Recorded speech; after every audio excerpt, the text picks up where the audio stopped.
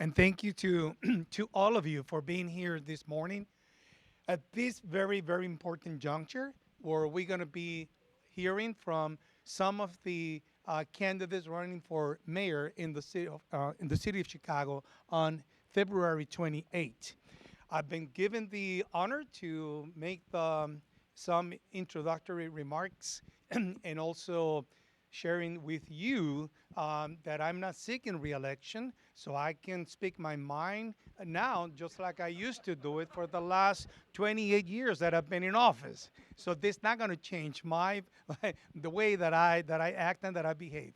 But I'm so proud to be here because the Puerto Rican agenda it's a coalition of multiple Puerto Rican organizations that almost 20 years ago, the group was about 10, 20 at best.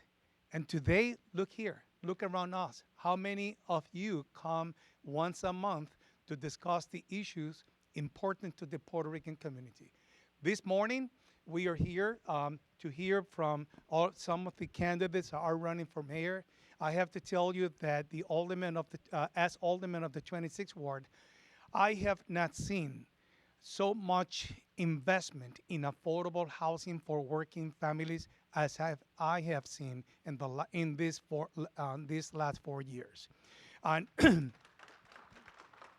and I have to tell you that I have served under 3 mayors. So right now, we are building 554 new affordable housing units for working families, or at the very least, we have secured the funding for so many units. And that is thanks to this administration that they do not only talk the talk about affordable housing, but they walk the walk. So I'm very proud and privileged to be here today to making this very brief introduction, not only to the Mayor Johnson, whom I know for many years as an activist. I do not know the state rep. Chewy is a good friend of many years, from the tequila days, and Alderman Sawyer, with whom I serve in city council. Huh? Tequila nights, exactly, yeah. With whom and Alderman Sawyer, with whom I have served the last 2.5 terms that I have served in City Council. With that, I want to thank you. I want to thank you again for all the commitment. This is a big commitment to come once a month, every Saturday, once a month at 9 o'clock in the morning. You know, can you imagine? I mean, I wake up at 5:45 every day. Do you think that I want to come on a Saturday also and wake up so early? No, I don't. But you guys do it. You do it because you have a very serious commitment to the development of our community, the Puerto Rican community. Thank you so very much from the bottom of my heart. Thank you. Thank you so much. We appreciate all your work. And we are going to call you to do some more even later on. So thank you. So welcome, Mayor Lightfoot. How are you? I'm going to go right into it, but I do have a couple things that I want to say. We are very excited to be able to have 5 of the mayoral candidates here. This is a recognition of the importance that we all play in community and the recognition that they understand the importance of being able to share their voice and their thinking and hear from us. So we were able to get 5 candidates, which I'm incredibly excited about. I do want to remind folks that the Puerto Rican Agenda now is actually a 501c3 organization. We do not and cannot endorse any candidate. We did make invitations to every single candidate. I wanted to make sure that I let you all know that. But of course, demands, et cetera. And I also want to share that we have tried to accommodate folks' schedules because, as you know, this is a very heated campaign season. So some folks may need to leave. There might be somebody who shows up. We'll work to accommodate them. But I just wanted to share that as well. I also am going to ask, because there's an incredibly time-limited amount for our candidates, I want to ask for you all to please hold any applause or response. I know you're going to hear some amazing things, but I want to really offer our candidates their full 10 minutes to be able to talk about what they are going to do for our city. And also, as a reminder, I want to let you know what we asked candidates. So they each will have 10 minutes to introduce themselves and address how they understand the challenges of historical disinvestment and displacement as informed by gentrification in the Puerto Rican context, and the counter-narrative of the establishment of cultural enterprise districts, which we have many folks to thank in the room for that, such as Puerto Rico Town, which encompasses a broad base of issues such as education, economic development, health, housing, all matters that are critical to our work. And I would be remiss if I did not recognize Principal Devin Morales, who is there, who has offered his space as a community partner with the agenda. I want to thank you very, very much for all your support. So without further ado, we're going to go right in, and we're going to allow each candidate to introduce themselves, and we will start with current Mayor Lori Lightfoot. Thank you so much for being here. Good morning, everyone. Good morning, everyone. It's a great pleasure to be here with you. And I will say again, you know me. I've walked these streets. I've been here every season. I'm not a campaign conversion person who's suddenly recognized the importance of this community. From what you have told me over these last 4 years, there are really 3 big threats to this community, which we have worked in partnership with you to address. Threat number 1, of course, the pandemic. You know that this community, as is the case in a number of Latinx communities, at the height of the pandemic, we saw the highest case rates and substantial numbers of deaths. We worked in hand with this community, with Illinois Unidos, to make sure that we answered the need and the call during that most urgent and scary time. And let's face it, all we knew about the pandemic in those early days was that it spread like wildfire and it was potentially deadly. And what we needed to do is meet people where they were, because we couldn't come into this community and parachute in without trusted partners like Humboldt Health, who we've worked with hand in glove every day through this pandemic. And what we did was obviously brought education, brought testing, and when the vaccine was available, brought the necessary, free, life-saving vaccine. And as a consequence of the partnership that we had with so many of you in this room and others, now Latinx Chicago is more likely to have been vaccinated, at least 1 dose, than white Chicago. That is a remarkable turnaround because of the work that we did together, and that work obviously has to continue. The other big threat, and you know this well, is development and displacement. I'm your neighbor in Logan Square, and unfortunately Logan Square was ground zero for displacement of Latinx families, your families, who had to move elsewhere in the city or move out of the city because of the failure of the previous administration to recognize the challenges with gentrification.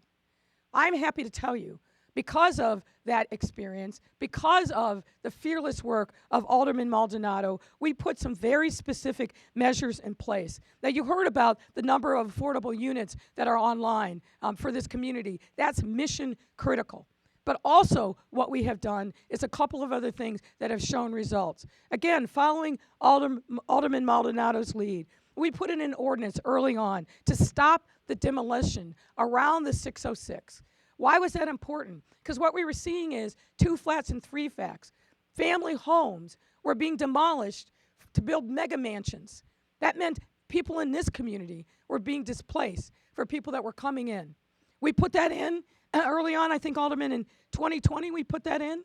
And as a consequence, we specifically slowed down and in many instances eliminated the demolition of important family housing stock. That is critically important, so this community isn't displaced by the rising gentrification associated with the 606. In addition to that, let me tell you about some very specific projects that we've worked hand in glove with this community. You know about the Paseo Arts Building that's being named after the alderman's wife. That is critically important. I just drove by. The building looks beautiful. I'm excited about the progress that's being made, but it's not only arts, it's also affordable housing. In Central Square, at the end of the 606, hundreds of affordable units coming online, and that will be closing yet this quarter. Humboldt Park, working with the Hispanic Housing Coalition, California Division, hundreds of additional units, and another building that we're working on with Hispanic Housing, others. Invest Southwest. This community is being affected in a positive way by our Invest Southwest initiative. The Pineros development, led by Louis Puig and other people from this community, is bringing online development in a responsible way that meets the need of this community. And of course, we're working in partnership with Humboldt Health to make sure that we're addressing the needs and healthcare of this community. We have done other things that I want to just quickly touch upon. We stood up the first ever Immigrant and Refugee Rights Committee in the City Council. And you all know right now we are meeting our responsibilities as a welcoming city. We're making sure that wherever immigrants come, whether it's from Venezuela, whether it's from Cuba, whether it's from Nicaragua, Haiti, places in Africa, we are stepping up and meeting our needs. You don't need for me to tell you value statements. What I know you want and what you need is that we are showing you in concrete, tangible ways the things that we've done to recognize, respect, and preserve this community. And also, obviously, public safety. We have worked hand in glove with the 14th District in particular to make sure that there are resources that are here in this community to make sure that everyone on every block feels safe. Are we at the finish line with public safety? Of course we're not. Is there more work to do? Yes, there is. But we are making measurable progress, and you are seeing it in the number of additional police officers, resources, and again, it's all got to be about partnership. That's the hallmark of my administration. That's what I believe in, and that's what we have done. I'm here and I want your vote to finish the work that we have started, to finish the economic development, to finish the preservation of this important, vibrant community. You're going to hear from others. There's going to be a lot that's said, a lot of value statements, I've been in office for this number of years, but what I have done with your help, with your collaboration, and listening to you, is giving you concrete, tangible things that are making a difference in a quality of life in this community, not just for today, not just for tomorrow, but for years to come. I'm proud of the work that we've done together, and I look forward to doing it for 4 more years. Thank you all very much. Thank you very much, Mayor. All right. So the next person on our speaking list is going to be Brandon Johnson. Candidate Johnson, come on up. Thank you, and good morning, everyone. My name is Brandon Johnson. I'm proud to represent the west side of Chicago and the western suburbs as a Cook County Commissioner. And I've enjoyed that, and I'm grateful that, that the people of the 1st District re-elected me. But today, I want to talk a little bit more about the best job that I've ever had, and that's as a public school teacher. And teaching in the Chicago public schools, and particularly in Cabrini Green, really helped mature my politics. Because as I have stated over and over and over again, that Cabrini Green really captures the essence of the city of Chicago. Because one of the wealthiest neighborhoods in the entire city can be seen, can be heard, and practically touched by my students and their families out their back door. But out their front windows, they had bulldozers staring them down every single day, preparing to destroy their public housing. And it's that type of dichotomy within the structure of the city of Chicago that has caused families to chase down an economy that's behind them while everything in front of them continues to crumble. One of my hardest days ever teaching in Chicago Public Schools, I taught middle school, by the way, which usually people clap when I say that, but that's okay. It's a tough crowd this morning. But one of my toughest days, my students weren't hearing me. I was missing them. And when you teach middle school, you can't give middle school students a timeout. You have to take a time out. So I took a time out. The students got quiet. And I'm giving them this lecture about how disappointed I am that they're not living up to the demands and the expectations that this economy is going to require of them. And one of my students, she raised her hand and she said, Mr. Johnson, I'm going to tell you what the problem is. Now, I don't know about you all, but when you're upset, the last thing you need is a 13-year-old black girl to tell you what she thinks the problem is. And she said, Mr. Johnson, the problem is you should not be teaching here. She said, you should be teaching at a good school. And it changed my life. That for too long in this city, quality is not something that our people believe that they deserve, even when they recognize it. And that's why I'm running for mayor of Chicago, to finally put an end to this tale of two cities and usher in a better, more united Chicago. And we can do it together. Like my wife and I, we're celebrating our 25th year anniversary in June. So when I'm mayor, we're going to build a big slip and slide down Western Avenue to celebrate. Just going to slide all down Western. Happy anniversary. It's a surprise, don't tell her. But we got our start here in Humboldt Park, 1455 North Washtenaw. And we wanted to buy here, and then we saw the prices.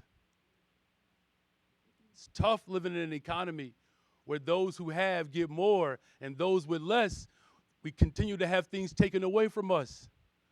So we bought our home in Austin. And you all know what happened when they shut down Austin High School. They were busing black children to Humboldt Park. That created tension because there wasn't a plan to make sure that we have full investment in our schools. But thank God for the deep history of organizing in this community to make sure that there's strong, powerful representation, grassroots organizing, of course, that has assembled us here today. And that's personal, you all, because that is the spirit in which I imbibe. And I'm not just a politician. I'm not just a teacher. I'm an organizer. And when my wife and I, we finally bought our home in Austin. We love it. It's one of the most dynamic neighborhoods in the city of Chicago, but it is one of the most violent neighborhoods in the city of Chicago. We've changed windows in our home from bullets that have flown through our home. We have had to cover our children countless times as gunshots break out right outside our front door. And every single day, students wake up and return into our classrooms with that kind of trauma. It is personal, especially for the people in this room where representation has been denied. The entire structure that continues to pit communities against one another, I'm going to end that because I've built my entire life around it.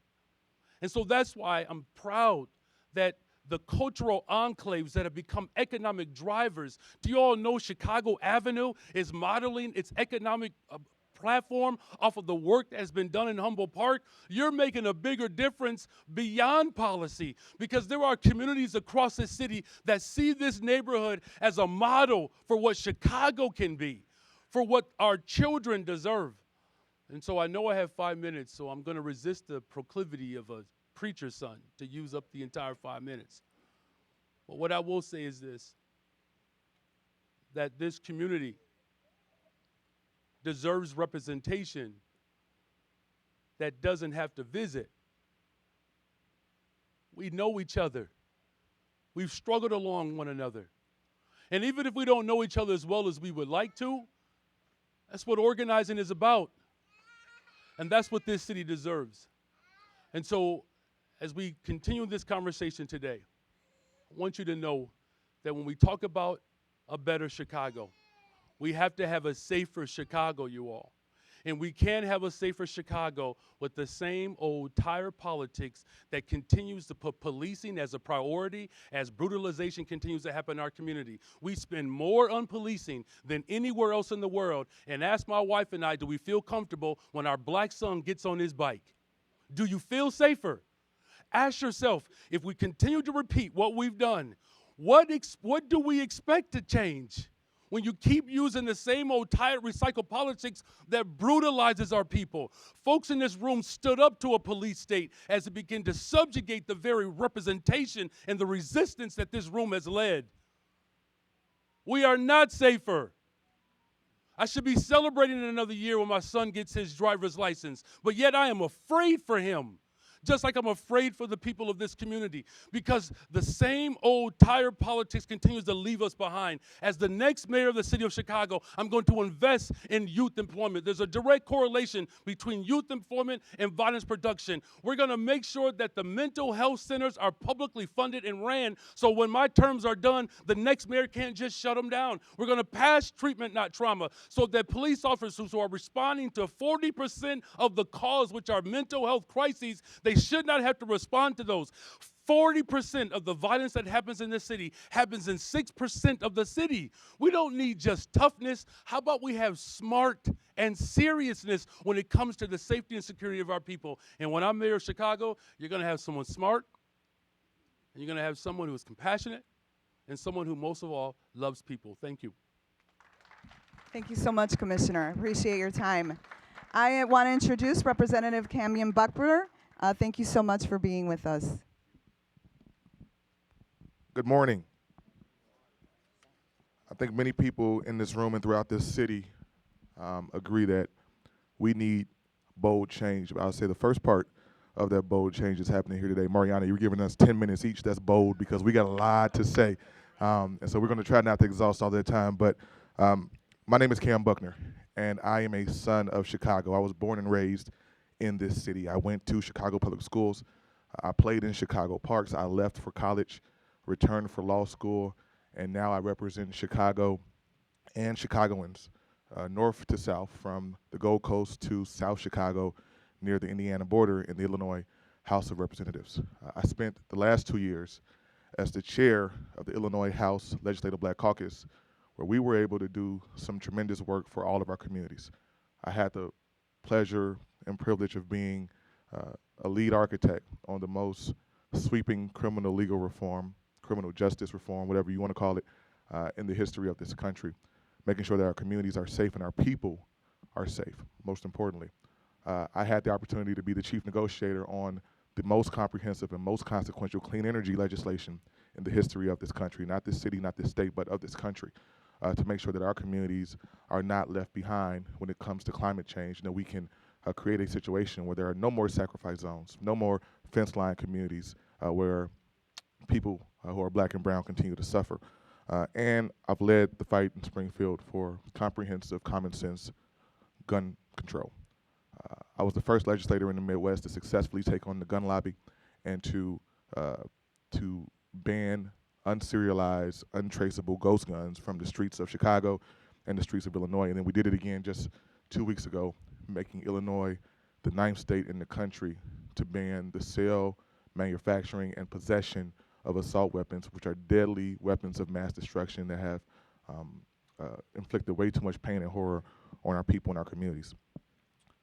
I'm running for mayor because if this is truly going to be the city that works, it has to work for everybody, all of us.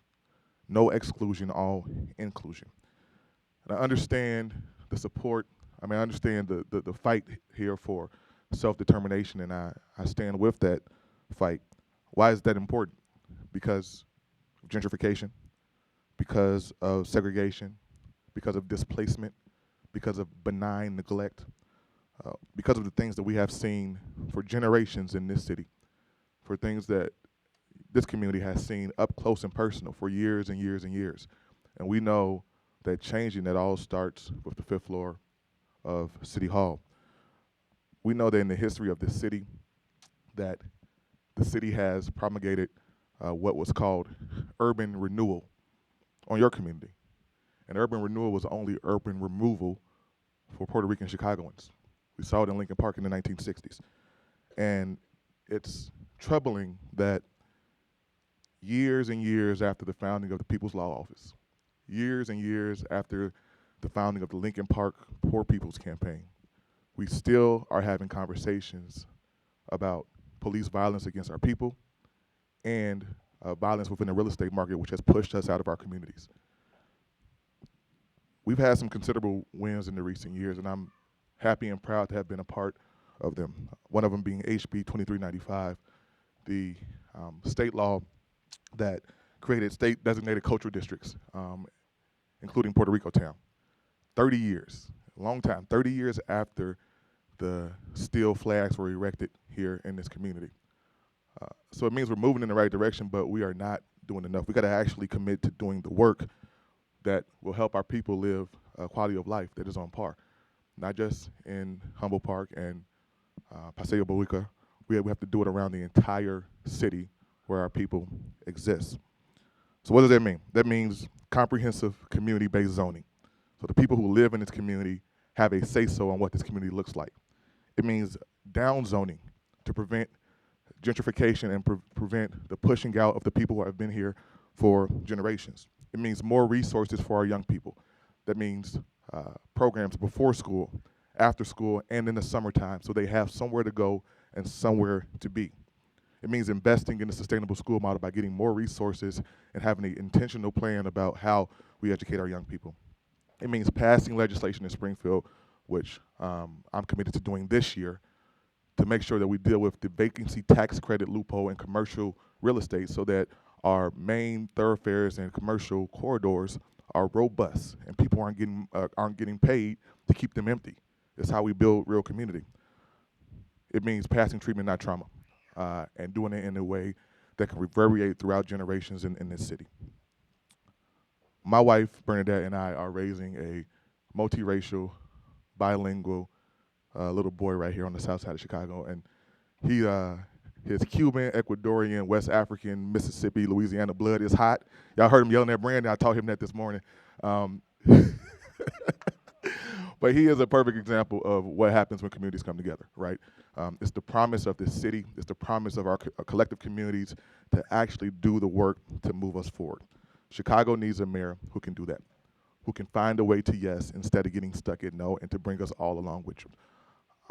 Asking for your support so I can be that mayor so we can begin that work to fix this city. Thank you. Thank you, Representative. Appreciate you. Great. We're going to move on to our esteemed Congressman Jesus Chuy Garcia.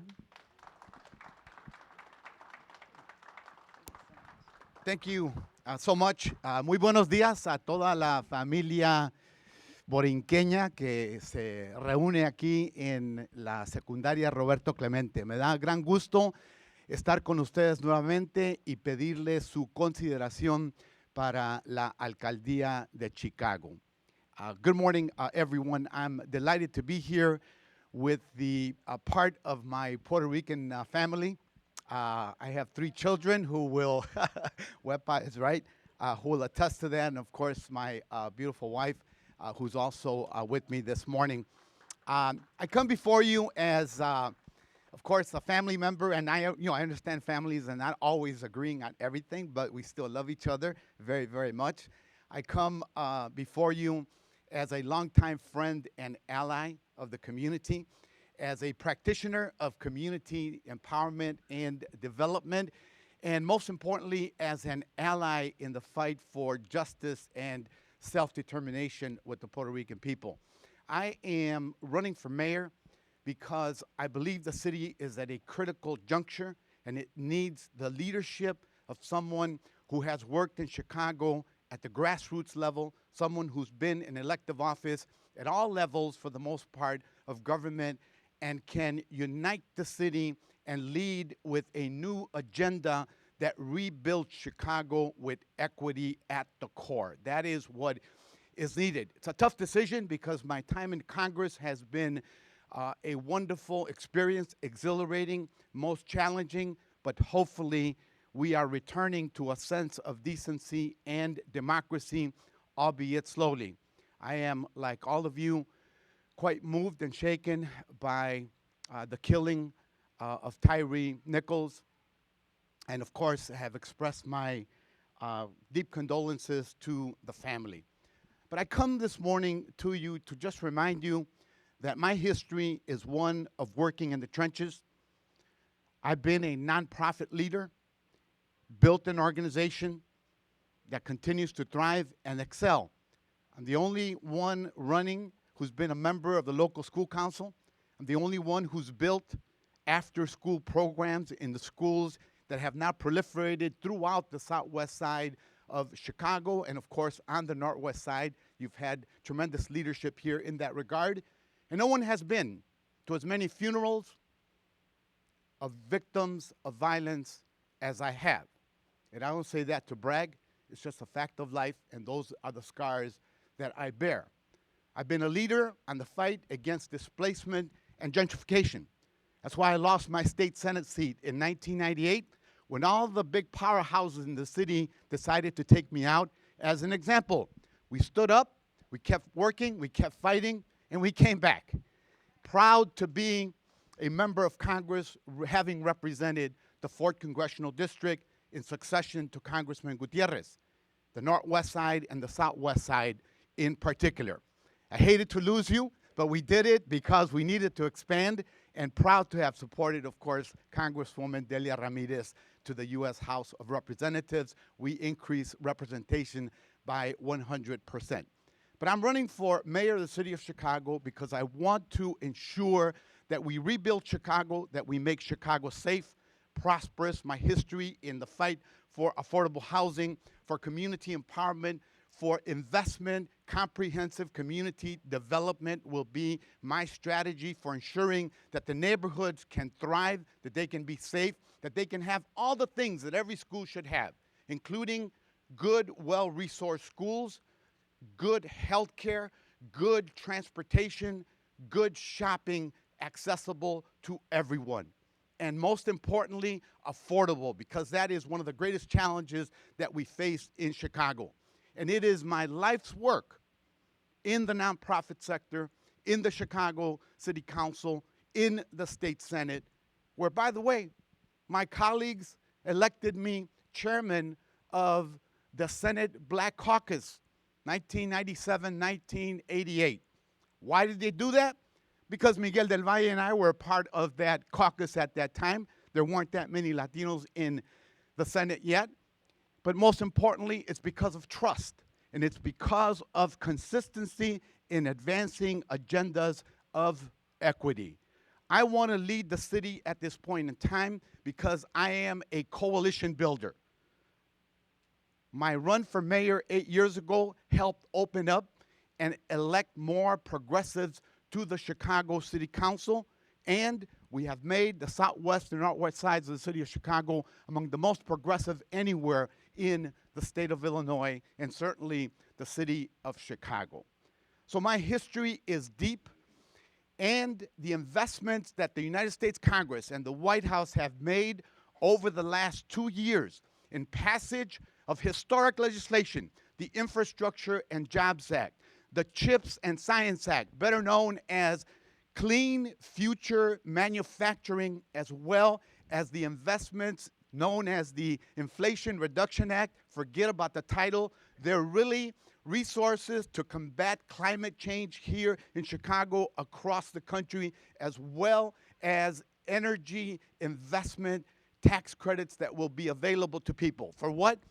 Solar panels on people's roofs, new heating units that will be affordable and will be conserve energy, and ensuring as well that everyone has connectivity through broadband.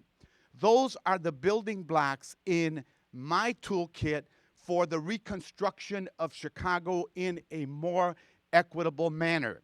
Why do I want to be mayor? Because I help write those laws, pass those laws, and I want to utilize those resources to rebuild our communities. Staying in Congress is the easier decision to make. Running for mayor and understanding the challenges that we face today is the harder decision. But my wife and I decided that this is the time that needs to be where people need to step up to rebuild Chicago, and that's why I'm running for mayor and seeking your support.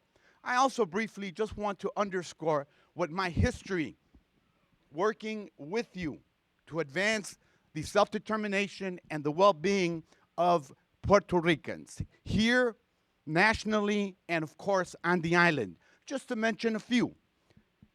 I sought out membership in the Natural Resources Committee and achieved it and became the vice chairman because I wanted to stand with the people of Puerto Rico, and we did. I've stood with you. After Maria, for example, I voted for $13 billion in aid to Puerto Rico. After Fiona, voted for $4.8 billion for disaster relief. We fought against the privatization of the electric grid and elevated community efforts to call for hearing of Luma. In Chicago, we hosted and partnered for Puerto Rico Day of Action in D.C., advocacy for creation of Puerto Rico Town, push for funding for Puerto Rican Cultural Center across census, health, criminal justice, LGBTQ, advocacy, education, and others.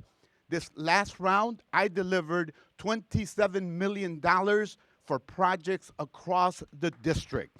I have worked with many nonprofits on the Northwest side and, of course, on the Southwest side. And during the pandemic, I introduced the housing moratorium and secured millions in rent relief during the pandemic to prevent the displacement of families and, of course, funding directly to Illinois and Chicago. So I come to you today with that record saying that those are the credentials that the Puerto Rican community can count on if I am elected mayor of the city of Chicago. No one can say that they have the experience that I have, because that experience will kick in as we seek support from Springfield to fund our schools, to bring more revenues to Chicago, and the same can be said for Washington, D.C. I have a line to the White House, to the secretaries, to other agency heads, because Chicago will need all of the assistance that it can in the coming years to rebuild our city equitably. Thank you for hearing me out. Los quiero mucho. La lucha sigue. Adelante. Puro pa'lante. Gracias. Thank you very much. Thank you. Appreciate you. Before we start with our next candidate, I just want to remind folks that I did ask for folks to please hold applause. I know you all have been listening to some heavy-hitting ideas. I appreciate that, but just to respect everyone's time, I would appreciate if we could hold applause. Thank you. I'd like to next introduce Alderman Roderick Sawyer. Thank you and good morning to everyone. I understand that a lot of you probably don't know me, and that's okay, but I think you've known some of the things I've been a part of on the 12 years I've been on City Council. Prior to that, though, I want to correct my good friend and birthday twin, Representative Garcia. I started out prior to elective politics. I was a member of my LSC where my children attended for 10 years and was a part of quite a few after-school programs that I initiated and served on, so I was proud of that work. After that, I was fortunate enough to get on City Council as an alderman, and I represent an area in the south side of Chicago in the 6th Ward. Soon as I got on, I made connections with a lot of organizations regarding things that I felt that were important. Soon as I got on, it's one of the things that were important that not nearly enough people were getting a living wage. So I immediately got involved in the Fight for 15. I was the first person to file the ordinance with a few others, and we were proud to ultimately see that work being done. And now that we have the $15, we're actually pushing for more. That was something I was a part of early on. Moving forward to the elected representative school board, I worked diligently with members of CTU and other organizations, a lot of you here, Unite Here and others, making sure on a local level that we did everything necessary to get this item before individuals and make it placed on the ballot, ultimately resulting in the state passing this monumental legislation that we're very proud of. So these are some of the things that I did. So when I was on office later, I saw that 23 members of the city's water billing collection management were being displaced, and they were all black and brown employees. They were being privatized with a company in Pittsburgh that had a home office, I think, in Japan. And the money that we saved, the grand total of $100,000. So we were willing to spend $100,000 to displace black and brown workers in the city of Chicago. I thought that was horrible. I started fighting with other assist agencies, and we fought to introduce an anti-privatization ordinance so we won't have deals like that, or more importantly, like the parking meter deal that we all despise right now, because it's not effective for the city of Chicago. That was something that I led, and proud to have done that. So these are some of the things that I'm proud of. You know what I'm more proud of looking at you today is that I share a lot of things that you share. The neighborhood I come from is 98% black. You know, we fight a lot of fights that you fight. I was hearing some of my colleagues talk about the violence and the challenges that they have in their respective neighborhoods. I am no stranger to that as well. I talk about it all the time, where I can sit on my back porch in the summertime and hear gunshots and sirens, and it is depressing. But it doesn't make me want to leave. It makes me want to double down and do more for my city. So that's what I continue to do. I want to make sure that you know that when you have a representative like myself, I'm going to double down and do the work. When I was chair of the Black Caucus, my most proudest moments was collaborating with the chair of the Hispanic Caucus, and we introduced a series of important legislation that benefited our communities.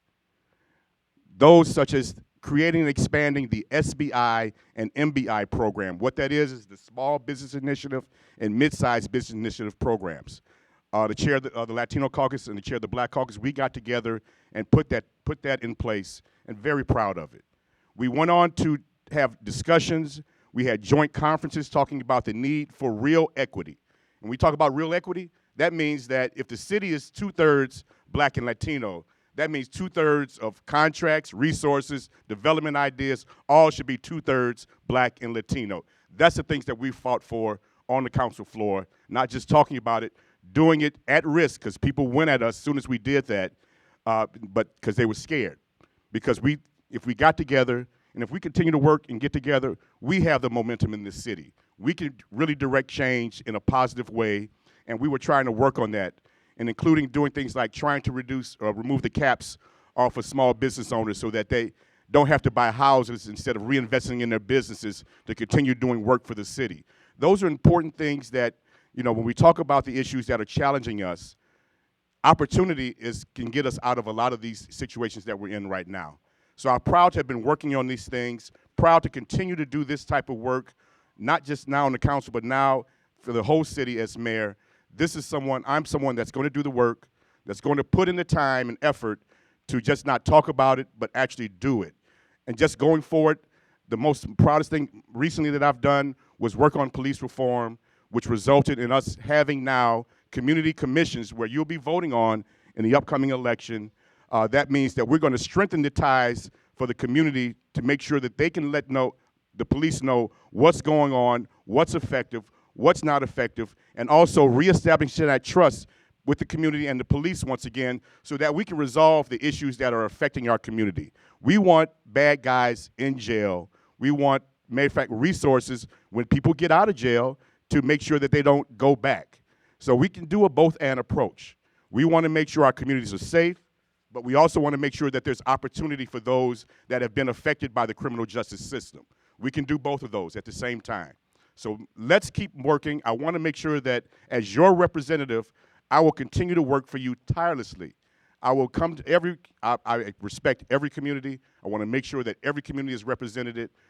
I want to make sure each of the 77 communities have resources where they don't have to travel to other communities to get things done. Your community, every community should have vibrant schools. Every community should have a walkable business district. You should have professional services. You should have entertainment. You should have things that are culturally special to you because you're a strong and positive community, and I appreciate that and love the spirit that you have. I want to make sure that we connect more, making sure that the issues that affect you, the issues that affect our area as well. So I think that once we bring all this together and continue working in that vein, we will have a stronger, more prosperous city. We will have the things that we need, and we can continue to fight the gentrification. We want to make sure that your culturally stands in this community, make sure that all the things that are important to you, we continue to provide, but at the same time, doing the things that are necessary on a city level to make sure that you're not displaced from your homes, you're not taxed and feed out of your homes. We want to make sure that you're doing the things that are necessary to collaborate with one another so that we all can have a prosperous city. We can all have a politically sensitive city and an engaged city. I know that I'm looking around the room and I talked to a lot of people in the early, before the meeting started. I know there are a lot of activists here. There are a lot of people that have been organizing for many, many years, and I love and appreciate that. This is the kind of work that we need to be doing more together, more consistently, and I want to make sure that as mayor, that you have an advocate that will continue to work for you every single day to reset this city, to make sure that you get the services that you deserve, that you're entitled to, no matter what. We are going to work for you 24 hours a day, 7 days a week. Thank you very much. You know, what this tells me as a leader at the Puerto Rican Agenda is that we're seen, right? And that folks want to hear our voice. And I hope that you all were taking notes in your mind, at least, about things you want to follow up on. And I would encourage you all to do your research on each of the candidates. I want to thank the candidates that came. You did an incredible job in responding to our query. I certainly feel like they read that, right? They read that and responded, and I hope that you all, yes, let's give them all a hand. So I want to share, again, similar to the mayoral forum, we made intentional outreaches to all of the candidates at the that are running for mayor. We did the same exact thing for the alderman of the 26th ward. You might know that there are 3 candidates there. We got a response from 1 candidate, so that is who we have here. And as you all know, we often will bring candidates from different elections to come and talk with us, and so we do have a 26th ward candidate. You all might recognize her. She's a little familiar.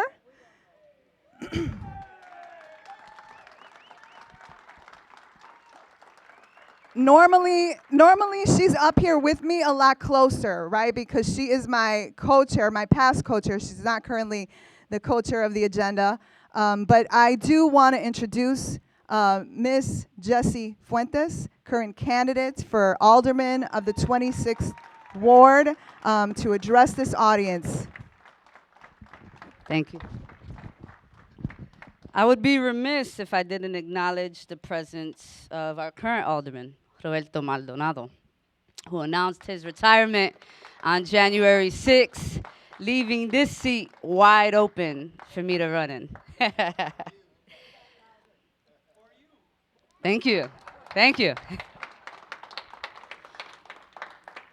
Many of you know me as the co-chair of the Puerto Rican Agenda, an organizer and activist who has been in this community for most of my life. But there are many parts that some of you all may not know, and those are the parts that I want to share today. The parts that make this race extremely important for every single family in the 26th ward. I am a child of Humboldt Park, on Kedzie, in between Beach and Hirsch. 1412 North Kedzie, the only gray stone still there. I am a daughter of substance abuse, a daughter of an incarcerated parent. I know intimately what it means to live in a community in which public safety concerns, gang violence, and drugs ravage our communities and our young people. I know intimately what it's like to live in a gentrifying community because I have resided on every single side of the park. I understand intimately what it means to attend a woefully underfunded Chicago public school because I was expelled from one. But I am privileged to intimately understand what it means to have good investment in young people. I was privileged to attend a high school. Principal Melissa Lewis leads that school today. Dr. Pedro Albizu Campos, Puerto Rican High School. A school with a culturally competent curriculum that's healing-centered, that allows young people to walk in and truly be themselves. But it is a space in which we can grapple with historical and generational trauma. We have the ability to ensure that every single school across the 26th ward can be that space for young people. But we need to make sure that we are investing in those spaces. We need to make sure that we are applying pressure to ensure that every young person that looks like me can see themselves in the curriculum in a classroom. I want to ensure that when we are talking about public safety, that we are talking about building more spaces like Bateo Urbano, a space that literally saved my life, a space that allowed me to become politically conscious, to be a part of a campaign that freed political prisoners, to be a part of a campaign called Humble Park No Se Vende. These were the participatory democracy spaces that we created to ensure that we could sustain families right here in the 26th ward. Well, that's all at stake in this race. When we are talking about sustaining community, building more affordable housing, ensuring that we are investing in our schools and public safety programming that can save the lives of young people, well, someone who knows how to do the job should assume the seat. And it is extremely important that someone who has the lived experience, the organizing experience. I spent 10 years in education, 6 of them right here in this building. I know what it means to legislate. I mean, Senator Cristina Pacioni Zayas and I wrote the state designated cultural bill that will ensure that we make this community Puerto Rico town. We ensured that we can make the flags a historical landmark under our current alderman. With someone like Jose Sanchez, we're going to make sure that we build a wellness center for every single family across the 26th ward. But that will only happen if someone who cares enough about every single family in this ward assumes that seat. Now, we have Riot Fest running one candidate, and we have multi-million-dollar developers running another. Everything is at stake in this race. Our ability to bring more affordable housing, our ability to ensure that we are providing the most robust healthcare system for our families is at stake. Ensuring that we have quality schools for our young people to attend. There are more parents who send their children to schools outside of our ward than sending them to schools right here in our community. And our school leaders need our support. Our schools need our investment, and I am prepared to do that work.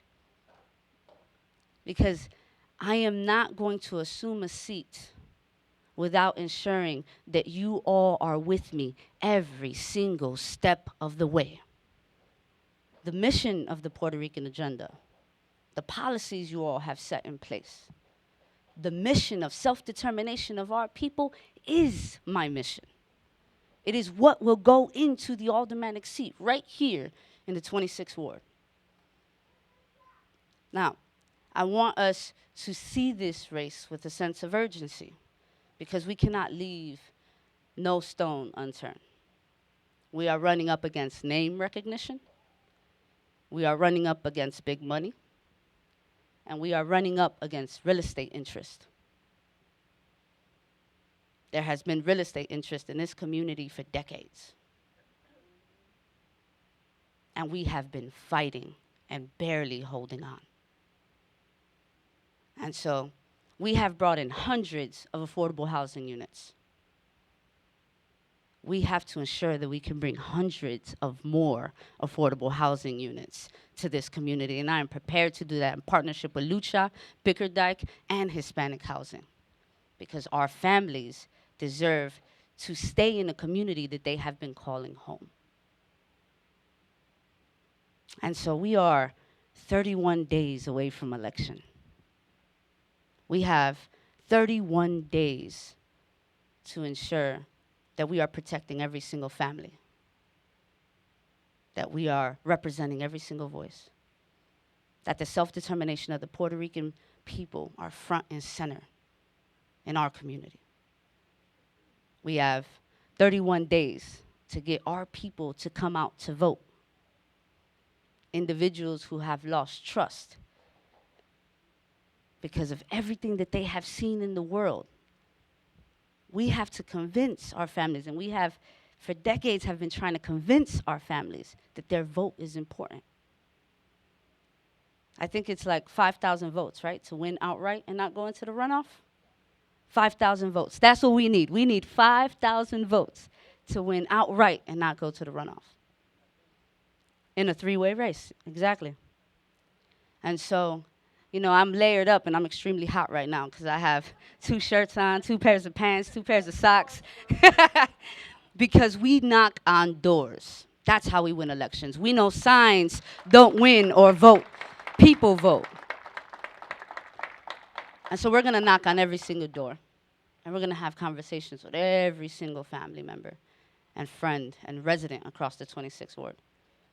Because this race means everything for the people sitting in this room, for the families who count on us in this community, and for the movement that we've built. And I am prepared to lead and sustain everything that every leader in this room has worked extremely hard for. And so I am privileged to have had such amazing friends and have had done such amazing work with every single person in this room. But the work must continue. We are not done. We are not close to done. And we must fight so that February 28th we can continue. Thank you.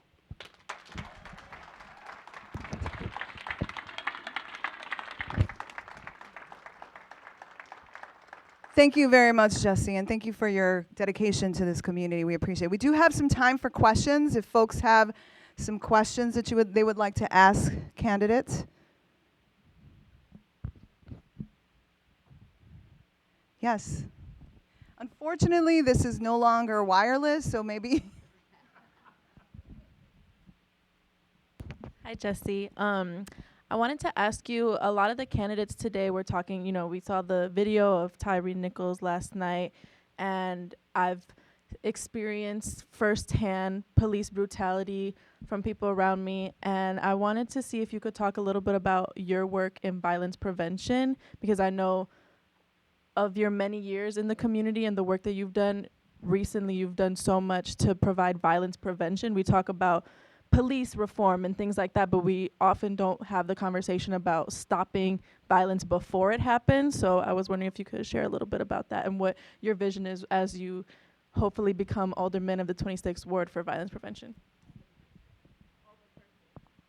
Yes, that is the terminology we are using, alderperson. So I woke up with my stomach in knots and my heart extremely heavy as my wife and I were reading all of the news press around Tyree Nichols. And I couldn't watch the video. Reading it was enough for me. The reality is when you're in a community that is being rapidly gentrified, there is also this sense of disinvestment in providing resources for our young people. And we see that in our schools, and we see that in some of the lack of programming. In the last 2 years, I've had the privilege of being the director of policy and youth advocacy for the Puerto Rican Cultural Center. And one of my priorities was ensuring that we can bring more resources to our community. At that time, I had spent 10 years in education, 6 of them at Roberto Clemente Community Academy, and 4 of them at Albizu Campos. And I can't count how many young people I lost to gun violence in 10 years. How many times we would get phone calls from central office that we had lost yet another young person to gun violence. And the many funerals that we attended, and the many families we had to support. And yet, we didn't have enough resources to ensure that we can provide safe spaces for young people to be in. And it was in that 10th year at Albizu Campos of my time in education that I had become unstill, bothered, irritated at our ability not to produce. And so at my position at the center, I worked alongside Senator Cristina Pacioni-Zayas, at that time Representative Delia Ramirez, folks like Representative Dagmara Avilal, to leverage state money so that we can invest in our community. we were able to invest almost $5 million right here in this community to street intervention, wraparound case management, victim specialist programming, and most importantly, wraparound re-entry services for returning residents that are coming back to our community from serving time for violent offenses. When we're talking about public safety and when we're talking about making our community safer, we have to ensure that we are grappling with the root causes of violence. Housing instability is number one on that list. Not having a culturally competent education and ensuring that our young people can see themselves in institutions that make the difference. But most importantly, making sure that we can provide mental health services in our community. Because historical and generational trauma sit at the center of how we become victims and perpetrators of violence in our community. And so when we're talking about mental health services, one, we have to grapple with how we have privatized that sector and only made it accessible to a few, right?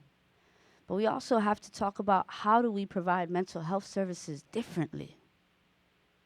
How do we ensure that even in a room in which we are receiving or providing therapy, that it is rooted and provided through an anti-colonial lens? Because for Boricuas and Latinos across our community, we have been a colonized people for too long. And until we engage in a process of decolonization of our own psyche, we cannot heal. And so I am committed to ensuring that that same type of organizing, sense of urgency is taken to City Council. We have to apply pressure to city agencies like the Department of Family Support Services and why they have not invested in communities like ours at the rate that they should. Working with Cook County and state colleagues to ensure that they are also investing in our communities. In well-funded communities, there are youth centers galore, many theater programs, art programs, safe spaces for young people to be in.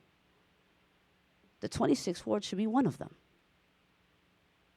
I remember how pivotal Bate Urbano was for me, to engage in a theater program, to have a stage to perform therapy on, to have youth mentors who are engaging in my growth and political consciousness. We should replicate Bate Urbano across the 26th Ward. But in order to do that, we need funding, we need resources, and we need investment, and I am prepared to demand for that. Thank you. Any other questions?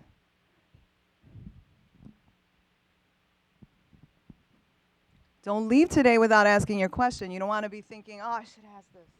Good morning, everyone. Thank you, Jussie. I did have a couple questions for the other candidates, but it seems like I won't be able to do that and learn more about their plan for the community. But I do have a question in economic development. I know our current alderman received a lot of criticism for outsmarting the gentrification forces. So what is your plan for the generational wealth for the Puerto Ricans that live in this community, for the Latinos that are tired of getting the lowest paying jobs, and what is your plan for Puerto Rico Town? Thank you. So when several of us, Mariana, Senator Cristina Pacioni-Zayas, Jose, and many people who were a part of drafting the state designated cultural district bill, passed and signed, by the way, by the governor, all we were thinking about was the economic growth of our community, about commercial corridors in our community. Now, COVID did a number in this community, and we all know it, and we tried our best to get our small business owners the resources. But the reality is that the systems of support for business owners are rooted in white supremacy. And we know that our business owners have informal business practices.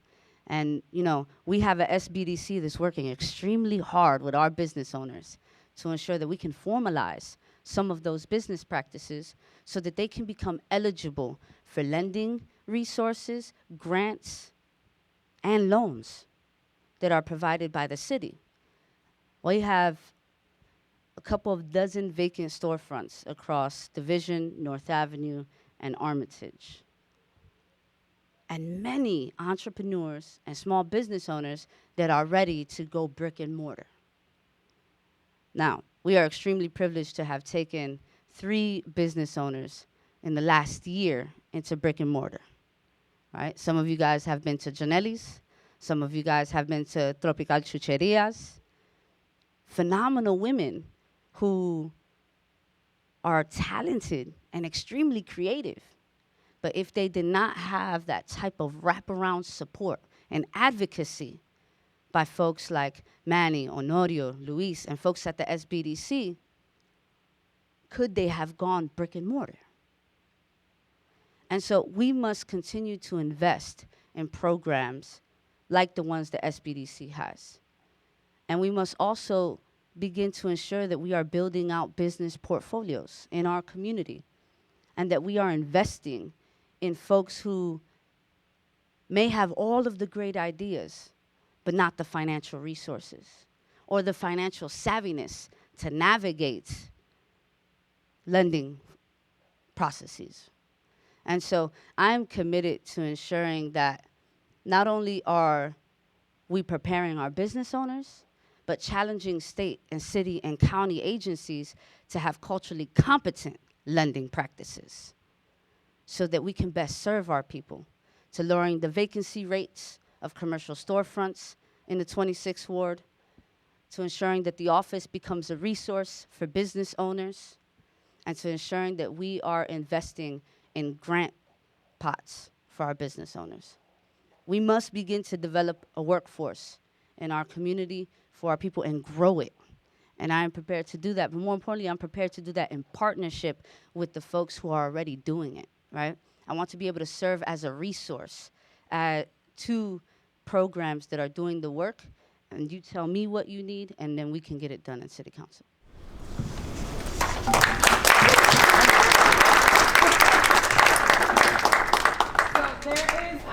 So I run a lot of youth programs in Humboldt Park area, and one of the biggest things that we're hearing from parents that just come and that don't live with parents that also live is the safety and security in regards to how they feel about the camps that are set up within the Humboldt Park. Understanding housing and the inequality around it, but also understanding the parents and wanting to hear directly what's going to be done or what type of support is being provided to those camps, as well as ensuring that the parks that not only from violence, but that we have to do an education around that just because someone's homeless doesn't mean that they're unsafe. And there is a huge conversation that's happening around that. What is your take and your vision around what does that look like for the 26th? Yes. So we've been knocking on doors for months, and some of the concerns, specifically north of North Avenue, has been around our homeless population, right? I'm sure the alderman has received many phone calls, and when I'm knocking on doors, we are receiving that same level of concern. Now, we have to be able to dignify and humanize our homeless population, right? There are many people in this room who work for the center, work for Rincon, who have been servicing the homeless population in the park, providing them case management, preparing them to re-enter the workforce, providing them mental health services. This is going to take time. Now, I received a phone call yesterday that there's supposed to be a sweep of the tents on Tuesday. And my response was, well, if you're going to sweep them, where are you going to put them? Because if we are going to sweep the tents, then we should house them.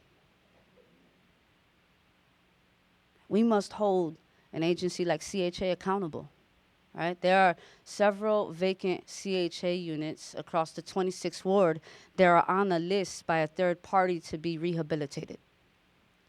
We must push for that to happen soon. We must talk about how we are investing in public housing for our houseless population because, yes, we need affordable housing units in our community, But even right now, our homeless population can't afford affordable housing units. And so while addressing housing in our community must be like looking at a table with 4 legs, right? We have to address every single concern that we have around protecting homeowners, bringing in more affordable housing units, housing our homeless, and protecting our renters. Now, I want to ensure that we are building consciousness in our community around who our homeless population people are and what do they need and how do we play a role. Because sweeping the tents doesn't resolve the problem, we only move it. And we know what that feels like. It's called gentrification. You don't resolve for any problems through building multi-million-dollar luxury developments. You just move the problem. And we need to get away from moving the issue and resolving for the issue. Now, there's a housing crisis right now, and we know that. And when the moratorium around evictions was lifted and the pandemic ravaged our communities, our homeless population grew. And so I'm committed to making sure that we're holding city agencies like CHA accountable to ensuring that we're bringing more units to our community, opening the ones that we currently have, but also standing with the homeless population until we can house them. And that's our responsibility. Would you also be opening to an education campaign around understanding homeless population and educating our families and our young people that about the safety and security? Absolutely. And what I will say is that there are people already doing it, right? I do not want to say that we have to reinvent that wheel, right? There are folks that have been working at El Rincon, at the Puerto Rican Cultural Center, at Association House who are doing the work. They need the resources to amplify it, right? And so I don't want to sit here and say, we need to do it all over. No, it exists. It's how are we supporting our case managers, our social workers who are on the ground doing the work and making sure that we're investing in them and duplicating the efforts. Let me just say that this young woman is a giant. But let me just also say that Albert Einstein, upon receiving the Nobel Prize, says, many of you consider me a giant. I'm a giant because I stand on the shoulders of giants. And I want to say, having Roberto here, I want to say that the 26th ward has had 3 major giants. That's right. There's a legacy here that must be claimed and kept and promoted. This is really important because we always are thinking, as Jesse said a few minutes ago, we don't have to reinvent the wheel. We don't. There's a practice here. If you walk down Division Street, when I came here in 1959, you would think you were in another world. If you walk down Division Street in 1960, it was another world. If you walk down Division Street in 1970, it was another world. Then something happened. Roberto, Luis Gutierrez, and Billy Ocasio were part of electing Harold Washington to become the mayor of Chicago. And what you should know is that these 3 men were part of the growth and development of this community. They are what Antonio Gramsci, and I hope some of you read Antonio Gramsci, he talks about the organic intellectual, but we're going to talk about the organic elected official. They come from the ground. They were part of our work. They understood what had to be done, and they did it. Those sidewalks were totally rebuilt by Luis Gutierrez as alderman of the 26th ward. When you talk about lucha or Bickerdike or Hispanic housing, you know who gave the support for that. It was Luis Gutierrez as alderman. They all expended. Lucha was developed in that period. Okay? I was part of that process. Bickerdike was created by My brother helped to create Bickerdike some 50 odd years ago, all right? Hispanic housing has been a staple in this community, but the support that Luis Gutierrez and then Alderman Billy Ocasio and then Roberto Maldonado have given is unquestionable. There's a legacy here on affordable housing. There's a legacy here of activism. There's a legacy that needs to build on, and that legacy is being challenged right now. What is at stake here is the future of this community. And there are people that say, oh, we gotta be a little bit careful that Jesse's too close to you. I say, let her come on, because Jesse is her own person. And anybody who wants to question Jesse, not me. So I'm gonna say that we have built a legacy that no one can claim here. You saw these mayoral candidates. You know when we got them? 3 days ago.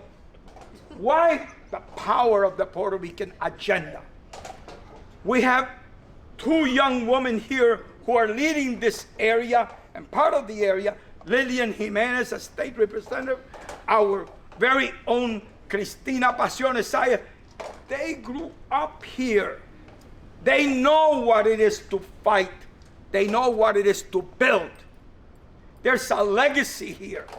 And it's a legacy that a lot of people are being threatened by. They're threatened by it because they are afraid. They ran candidates against the same people ran candidates against Lillian, all right? This is the same old group of people that have been trying to destroy this community in tandem with developers, in tandem with the white gentrifiers that want to come here and displace us. Because gentrification is nothing more than spatial deconcentration. Let's call it by its name. And so we have detractors in our midst. We have enemies within the camp and in the camp, and we know them. And we know them well. And as Jesse said, there is a campaign to create this idea of how bad things are. Well, let me tell you. I asked one of the candidates that ran against Roberto Maldonado one day after a debate at Association House.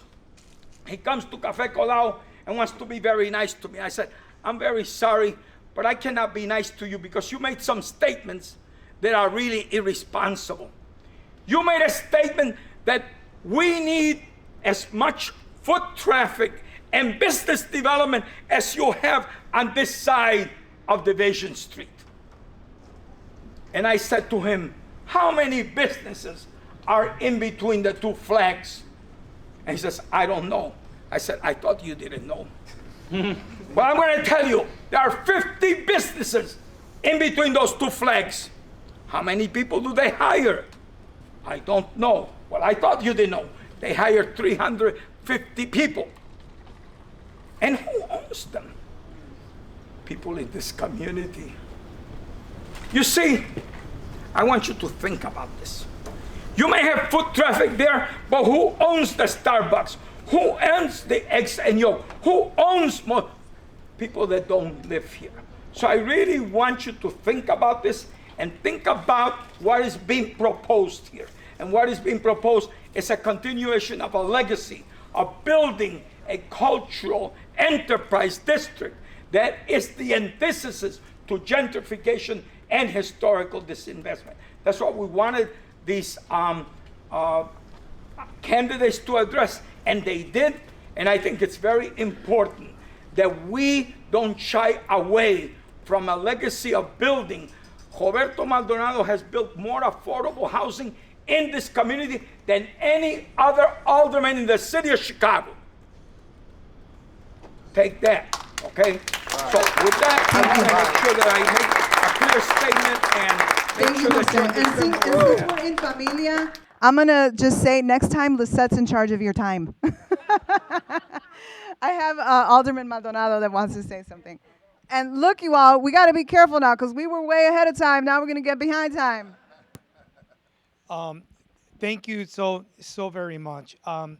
Just like Jesse said, this is a very, very critical election, very critical. And because she is fighting, and we are fighting, because I feel part of that, her campaign against the interests that want to go back to where we were 13 years ago. I mean, we built, and not only, it's not just the alderman or the older person, it's with the support of this community. Without the direct involvement and organizing of the Puerto Rican agenda, the Puerto Rican Cultural Center, no sitting older person can do what we have accomplished. In my previous term, we brought in 226 affordable housing units. During this term, we are on track to build or have secure funding for 554 new affordable housing units. And if things go well, we are on track to build 900 new affordable housing units in the next 4 years under the supervision and fight and struggle of our future alderperson. That's why we need her. Because if we don't have her, those 900 units that could happen and will happen in the next 4 years, they're going to vanish. And you mentioned about the interest of Riot Fest. Riot Fest came here for 2 years on the claim, that if they're going to bump up the local economy, it was all BS. They did not. In fact, the last year that they were here, instead of having the route for their people to come to the festival, to come along Division Street, they rerouted the route through North Avenue, come south on California, and then go inside the park on Division and California. Is that empowering the local economy of the businesses on Division Street? No. And they're not here, not only because I got tired of them being here, because they were not good for the community, but then we had a massive support from the community to say, no more Riot Fest here. We don't want it. Even though we have the second largest park in the city of Chicago, it's a neighborhood park. It's a neighborhood park used by the dozens of little leagues that April supervised for so many years in Humboldt Park, and the adult leagues as well. It is utilized by our families. We don't need people that come here for 3 days. They have no roots in this community. They destroy the park, and they capture the park 2 weeks before the festival and then a month after the festival because of how badly they destroyed the park, that the park cannot be used for a month after they finish the festival. That's not right. The only person as a sitting alderperson to prevent that would be Jesse Fuentes. No doubt about that. And how can you say that there is an alternative by a brother Cuban American that as a DJ made his name by saying on his shows, you want to see a Mexican running? Say the word ICE. That's on tape. That's on video, on Facebook for many, many months. You want to see a Mexican running? Say the word ICE. He thought that was funny. He never thought that was insulting to our brothers and sisters of Mexican descent. How can anybody from our community can give any type of credence to a candidate like that does not respect other brothers and sisters that are Latin American, just like he claims to be? It's wrong. And then you have a candidate, one that is being talked about so much, that he is this very DJ. He is a certified firearm instructor by the National Rifle Association. I didn't make that up. You can look it up. And he lived his entire life in Kane County. And he tried to open a driving range, not a driving range, a shooting range in Kane County, in one of those villages, and he was voted down by the local board of the elected board. If this is the alternative, tell me who in our ward will welcome somebody that it is a certified firearm instructor by the NRA. It's a joke from top to bottom. And for anybody to give any type of credence to that type of candidacy is a shame. And we all know that this is a Puerto Rican-based ward, the largest Puerto Rican population anywhere in the city of Chicago that resides in any Latino ward is in the 26th ward. I don't have to say this. Do we deserve a non-Puerto Rican? No disrespect to my brothers and sisters. I mean, we wouldn't be able to do that in a little village. We could not do that in any African American community because they have every right to claim the little space. And this is our island. This is our nation. This is our space. And there is no better Puerto Rican than Jesse Fuentes to become the next alderperson of this ward. Thank you, thank you, thank you. I think there's a couple more, and then I'll close. Yeah, there's just time for two more folks, and I already have those two folks. And we are going to ask you to ask a question.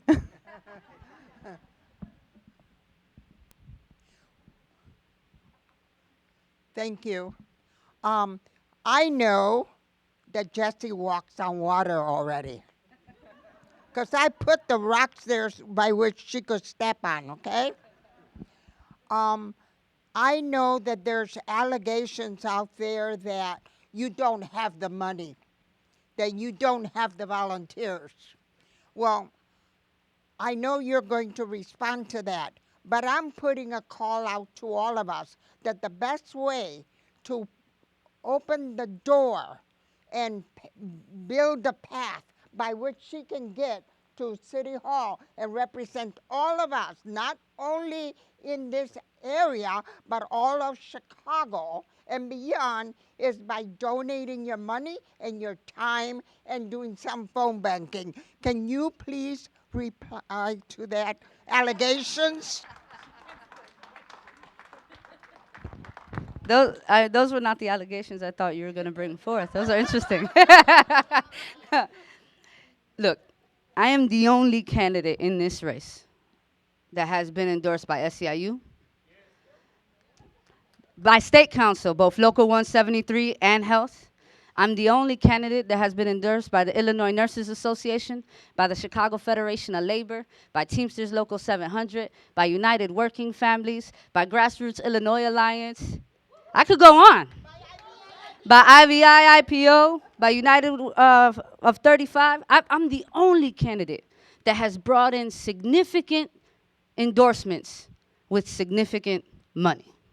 Now, I'm not taking money from corporations. I am not taking money from real estate developers. I am not taking money from the NRA. I am not taking money from the FOP. I am not taking money from anybody that does not align with our very platform for the self-determination of our people. And I am committed to that. So, was I able to self-fund at $50,000 or $100,000? Absolutely not. I'm from this community. I'm from this barrio. I don't make that much. But we have raised money because we are a people's campaign. We have had over 400 donors, individual donors. And we have had our endorsers come in. We have raised over $100,000. We have had over 100 volunteers. We have knocked on every single house in the 26th ward twice. We just completed our second walk of the ward yesterday, 2 times. We're going on our third. You tell me we don't have foot power, I don't know who will. Thank you, Jesse. We're going to take one more question, and then we're going to let Jesse do a quick wrap, and then I have one final thing to say. Well, this is very exciting. Whenever Jose and I go back a long time, all those decades, and when he talks as a historian, he always prompts my remembering, those days. And I do remember that Luis Gutierrez used to brag that his campaign was run by women, and he was very proud of it. So I'm saying, yes, Jose, we are women, we are leaders in our own right, and we are a force to be reckoned with.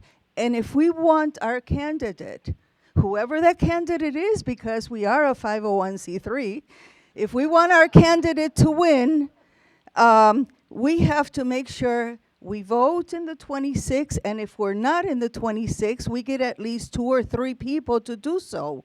And then we will win. We'll get those 500. Now, do you think that's smart to do? This is my question.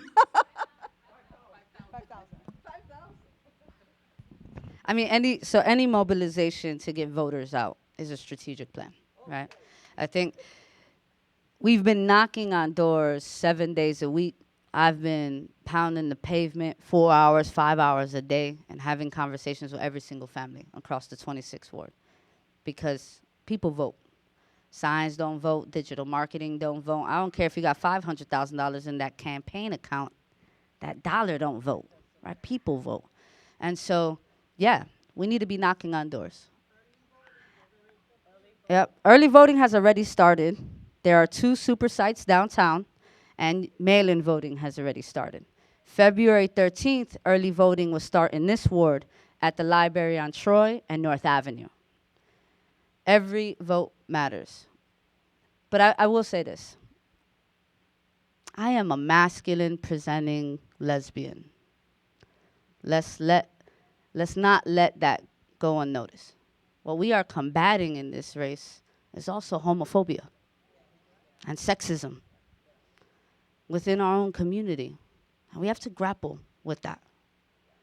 This race will not be easy because of who I am and how I appear.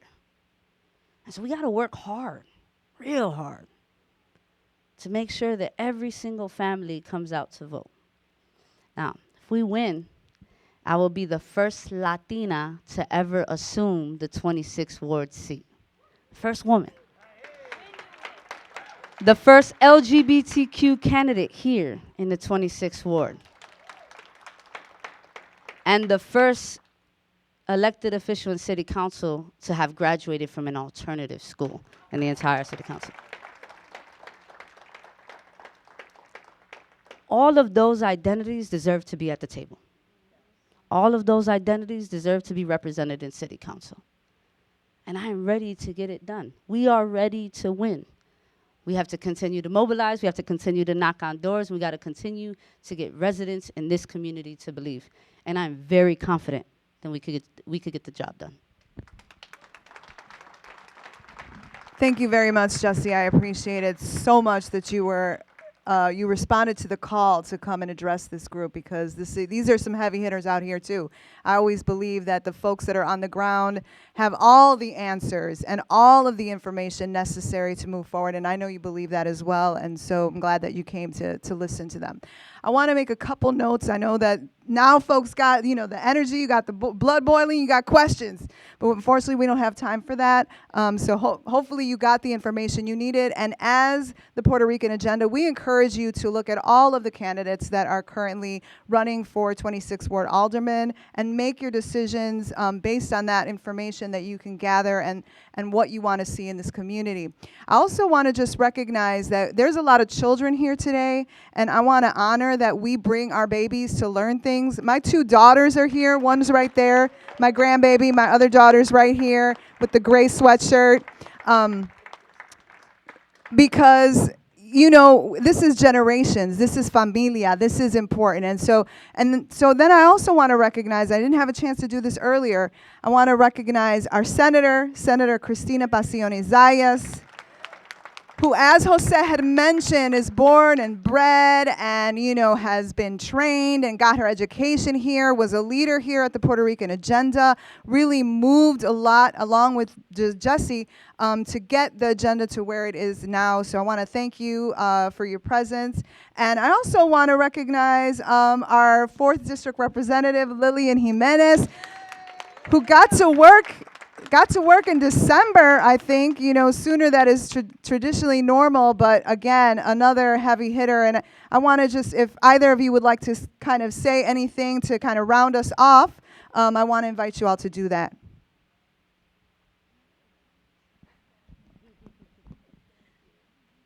Good morning, everyone. Always an honor to be here in community. And I'm just thrilled also to have family with me. And I think, what today is really a testament of is what the power of a collective coming together intergenerationally to pour into each other, but to double down on commitments that we've made to the community and those who have come before us. And it really speaks volumes that this particular space is able to produce so many leaders in so many different spaces. People that are willing to step out and get in front of things. People that are willing to take hits for who they are, for how they present, but understand that their heart is in the right place and that they're willing to put in the work and the persistence and to make sure that the impact is felt and it reverberates across the community. I think what's really important, what's at stake in both the 26th as well as the mayoral is to think about how all different levels of government can be working together in coordination. I can tell you this as a recent crossover into government, when you don't have productive relationships with other members in different levels of government, who hurts? Our communities. When people cannot put past relationships, or if you weren't on the same side of the issue, if you didn't support the same candidate, who hurts? Our community.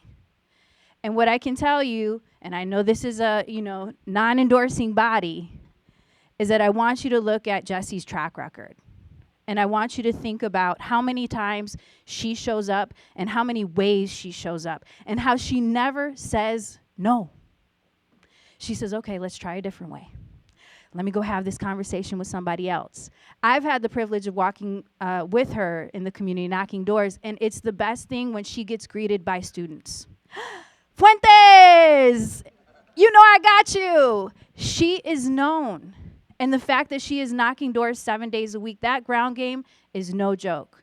While the bank may not be where it's at, if she doesn't win this, it's not because she didn't put in the work, and she also didn't have such a drive that is contagious that other people want to be a part of it. And what you want to make sure is that you have people that are willing to be relational, that are also willing to be strategic, that do the research, that are able to defend the proposals that are generated right here, but then see them through in execution. That makes a huge difference. And so that's really what I offer to you all today. I also want to offer just deep gratitude of being a part of this community. I'm so proud.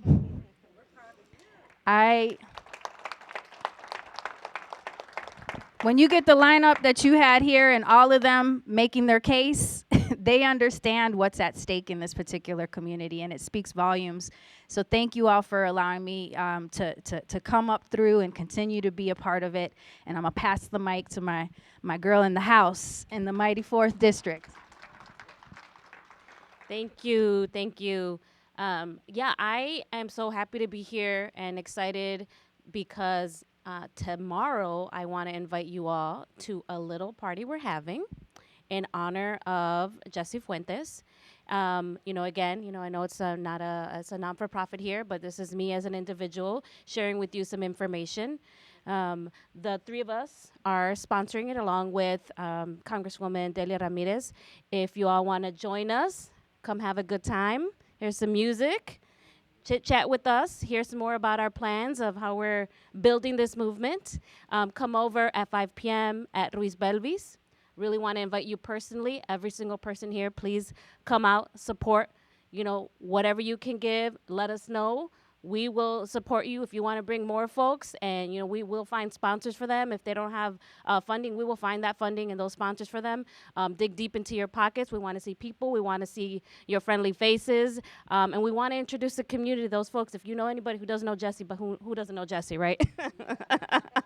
But if you don't know them, bring them over. We'd love to have them. I am super proud to be standing here with Jesse. The day that I announced my candidacy about a year ago, Jesse was standing next to me, and we had talked before, and we had made no little plans because we know what this community needs. We know we were going to have each other's back. A year ago, when we talked about it, when I announced my candidacy for state representative, when I won my state representative candidacy, Jesse was right there, as well as Senator Tina here. So the three of us here are inviting you tomorrow. We're inviting you to be part of this movement that we have been building. And again, we have been standing on the shoulders of folks who have been building this movement. And I am so proud to be here. I'm so proud this community embraced me.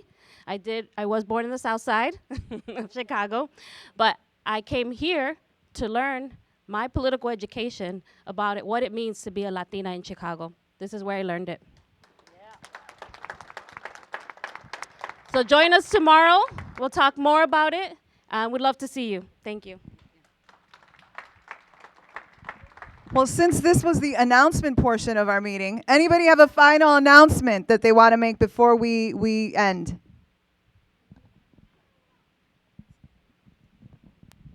How you doing?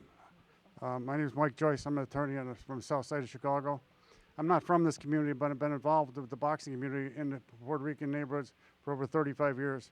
I used to manage Fres Taekwondo, heavyweight champion of the world, and the state champion Louis Mateo.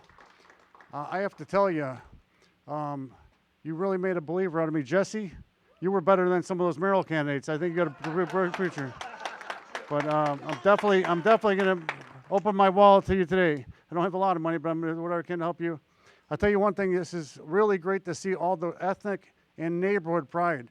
There is no cooler symbol than the flags you talked about, Jose. There is no greater symbol for any type of neighborhood in the whole city of Chicago.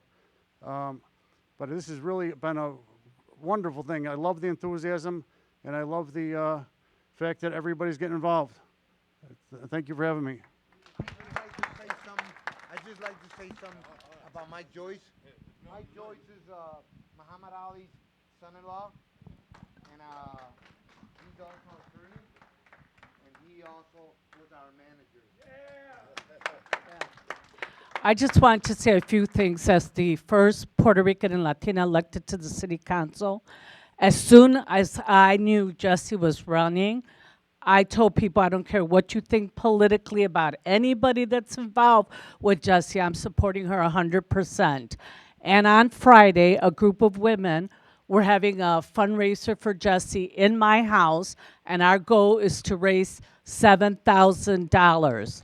And that's our goal for Friday. Jesse is going to be the alderman, Jose, and she should be speaking more than you. All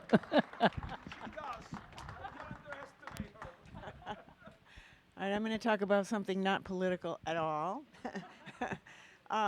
It actually is. Carla Acevedo Yates is a curator at the Museum of Contemporary Art here in Chicago. She's a Puerto Rican woman, and she's a trailblazer in that context. She wanted to be here this morning to make this announcement, but she's not, well, she has no voice. So we wanted to announce that there is an exhibit that she curated called Forecast Form, Art in the Caribbean Diaspora, 1990s to Today. It is at the Museum of Contemporary Art, open since November, and it will be open only until April 23rd. Carla has very graciously invited the Puerto Rican community to come and see the exhibit. She's going to coordinate a special guided tour for the Puerto Rican community. We'll announce the date over email through the agenda. But we wanted to let you know you're free to go anytime you want to, but there's going to be a very special guided tour led by the curator, Carla Acevedo Yates. And so stay tuned. That's awesome. Hello, everybody. I'm Eduardo Arocho. I'm a new resident of the Paseo Boricua Arts Building. And I'm registered to vote again in the 26th ward. So I'm very happy about that. But I just wanted to announce that the Hummel Park Boathouse Gallery is going to be open today from noon to 4 p.m. And I really encourage you all to stop by and take a look at this great exhibit by Sherwin Ovid that we have. He's deconstructed not only the bomba drum, but also the rhythm of yuba. And it's spectacular, so you got to see it. I'll be there, and gracias. Ladies and gentlemen, I want you to know that over the last 15 years, we've invested about $400,000 building an educational platform for kids of all ages, races, religions, and economic backgrounds. We have an academic curriculum that addresses social emotional learning for middle schools and high schools that we donate, right? By getting a hold of us, we'll send it to you electronically. We also have a faith-inspired curriculum that we donate. So if you're in the ministries or working with the churches, please reach out. Fresno Quindo, the heavyweight champ, has donated a case of Barrio books from the Barrio to the boardroom. So if you want your copy of the book, they're standing right over there. If you want to talk before we leave, please come and see me. Thank you. Wonderful. And with that, one last one. Come on down. Hi, everybody. I just wanted to announce that today we have a speed dating event at Huepa Mercado del Pueblo. So if you're still looking for a Valentine, you could come through. It's the speed dating is full, but you can come mingle and support small businesses. We're having events every single weekend, basically, at Huepa Mercado del Pueblo. You could get your flowers, your little heart cakes, show some love to your small businesses, and we'll be doing some more speed dating events, so keep an eye out for that. What I want to know is where she got her nails done, because those are fire. All right, everyone. Thank you so much for giving us your Saturday morning. As a reminder, we have no February meeting, so we will see you on March 4th, 2023. Abrazos. Have a great day.